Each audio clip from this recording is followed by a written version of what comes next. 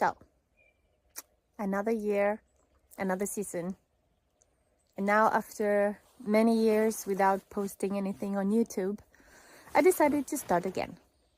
Showing a little bit of everything, but mostly gardening. And specifically permaculture. As you can see, spring has not started yet. It's still very snowy. But the birds are singing and the sun is shining every day a little bit more, which is very nice. And especially here in this area where our house is, we have a lot of sun. It's a very sunny area, which is perfect for gardening and getting anything done, really. I'm gonna show you a little bit around the area of, our garden, although it's full of snow.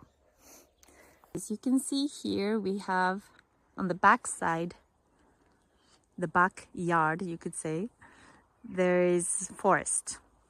I would love to have a forest garden here, but I guess I'll have to plant lots of berries, because I don't know if lots of fruit trees would grow here, to be honest. This is what you would call climate zone 7 and 8, mountain valley region in Norway, by the way, for those who didn't know that. See, you got there's the mountain over there. So having a greenhouse is kind of essential if you want to have a garden, that you can have a longer season. So here's the greenhouse. It's not finished. We didn't finish it last year, and so I need to do lots of stuff in there. And as you can see, it's a very sunny area. I'm not gonna show the neighbor's house. We have some old berry trees here. Rips. I don't know the name in. I think it's currant, like red currant. They're not my favorite. So my plan is to move them somewhere else and replace them with some other berries that I use more, or just plant other berries around. Close to the basement wall, it gets really hot sometimes, so it's a hotter climate zone, you could say. And that's where I usually plant whatever needs more heat. Last year it was squash in there. There was some plastic around that, and they grew really well. They got really big. So here I usually have some boxes on the ground. And here, last year I made a nice strip here, a no-till garden strip. And yeah, this is maybe not the prettiest thing in the world, but it worked at that time. Someday I will make it prettier, but for now I'm just focusing on efficiency of the garden. So here I also have some boxes, some frames, some raised beds. That's what they're called, raised beds. And I usually have lots of sunflowers. I love them. They get really big and they kind of cover that ugly wall. And they get lots of sun and lots of heat, so they do pretty well here.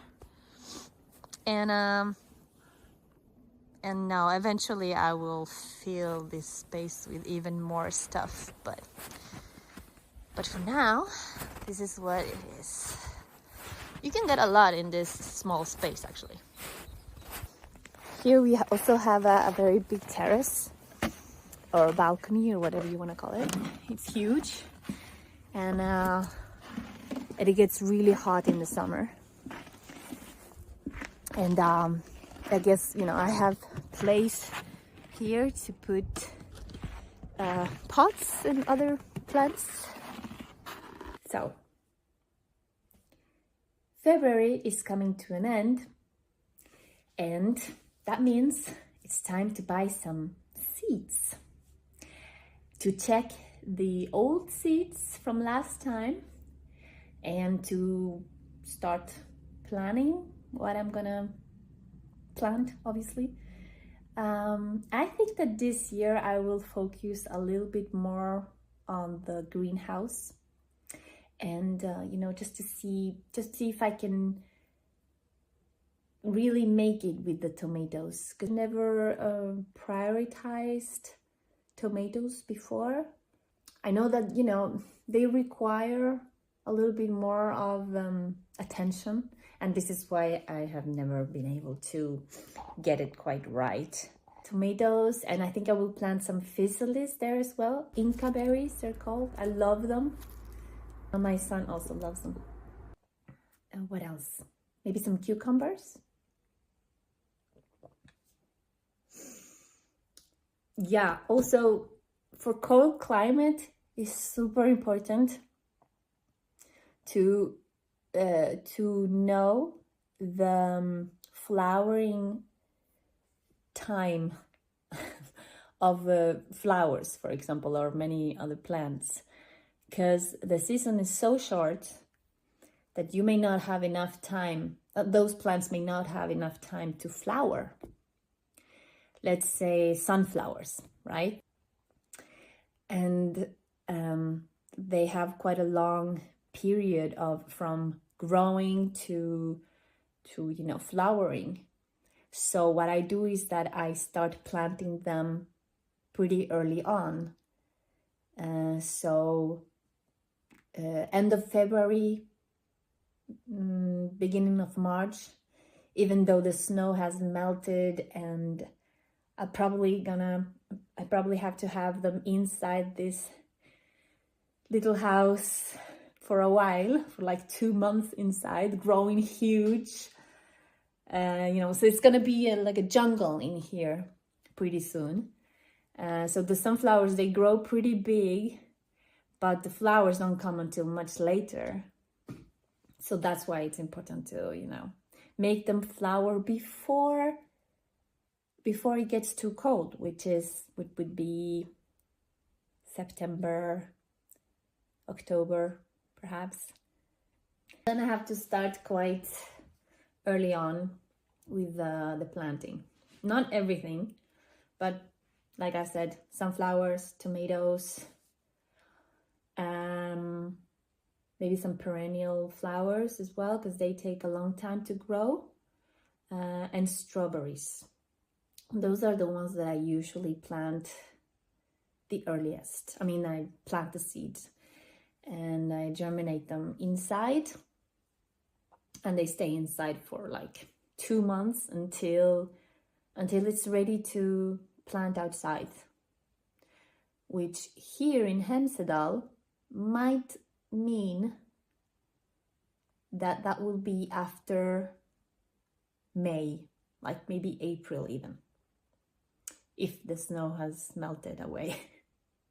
You never know, so it's a little tricky.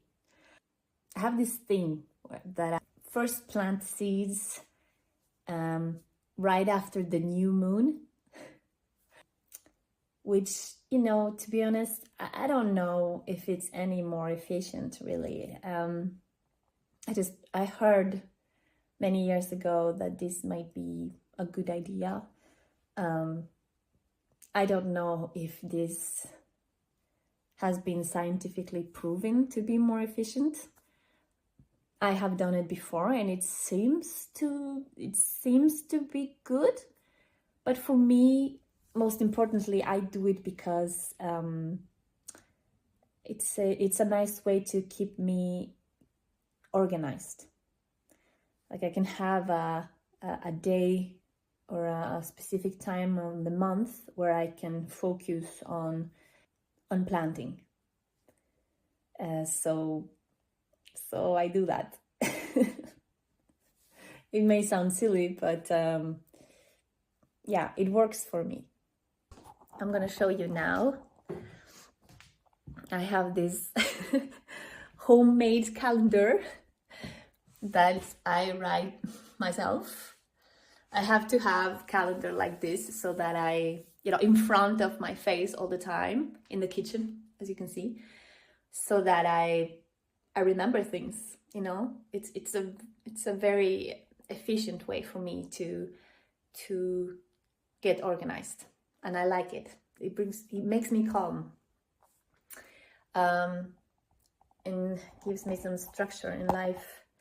Because for some reason, even though I write things on a digital calendar on my computer or on my phone, it doesn't have the same effects, and I cannot explain it. This works for me really well. Here, this week, I've written, and this is the new moon, and the week right after the new moon, I will plant seeds. So it's a perfect time for me to get ready and do everything that has to do with that. So I will use these 2 weeks until the full moon, and that's when it stops. And that's when I just let them grow until the next month. And in the next month, I plant the other batch of seeds that require less time. I can't come up with anything right now, but I'm gonna go see what kind of seeds I already have and what I'm supposed to buy, so that everything is ready and that I know what I'm gonna plant in those different months. Here I have some old seeds, and because I love lists, I'm making a list for each month which plants I'll be planting, which seeds I'll be planting. So the first ones here in February will be the ones that take the longest time. So tomatoes, chili peppers, physalis, the Inca berries, and sulhat is a type of flower, echinacea or something like this, which also takes a very long time. It's a perennial. It takes a long time to grow. And here I am looking at the order, and I actually forgot to order.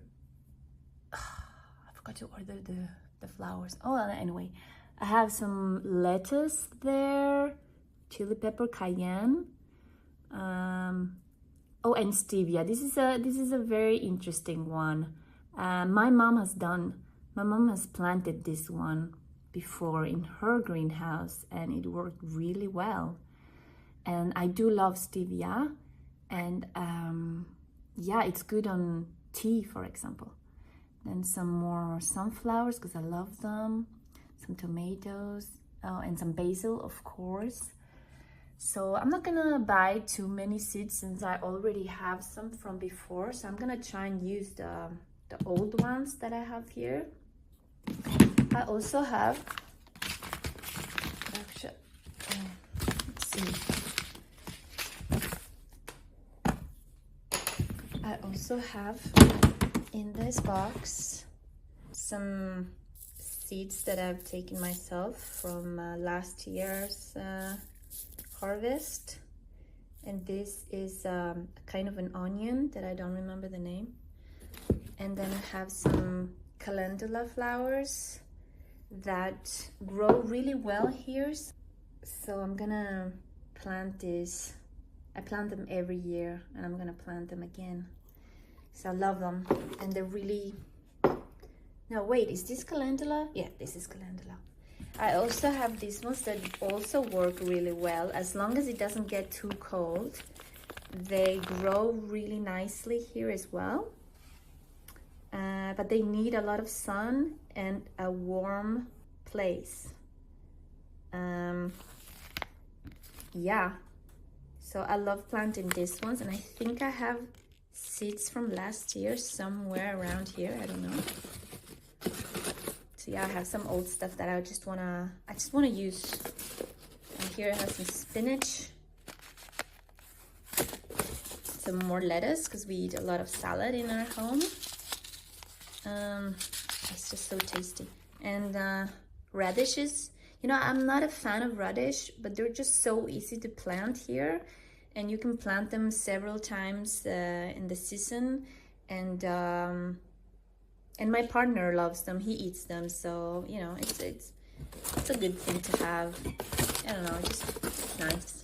And of course, carrots because these are yellow carrots. They're actually very tasty, very sweet. These are organic. Yeah, carrots. I always plant carrots because I love snacking on carrots. My son also does. Everyone does, really. And you can never get good carrots in the store. This is like the real difference. Store and garden. Obviously, everything's better if you garden it yourself. It tastes better. So yeah, that's my stash there. Oh, god damn it. Ah! So these tomatoes, this is empty. So, and strawberries, I didn't order any new strawberries. I already have lots of them in the garden. They survive the winter. So I have many plants. I don't know if I'm gonna plant more, but of course it's fun. It's fun to plant strawberries because, well, they're so tasty, and they grow really well here, and the kids love them. Thank you for watching me talk. I promise you there will be more gardening and less talking once the snow has melted. If you like this, please subscribe and see you next time.